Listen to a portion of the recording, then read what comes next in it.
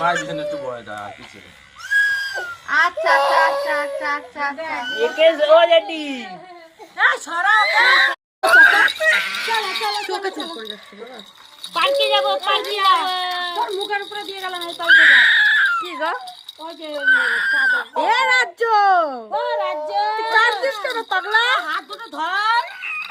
আসছে গোপাল যাচ্ছে গোপাল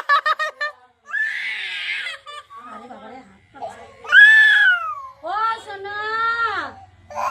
কি আছে কোলে বসছে না আমি বসাবো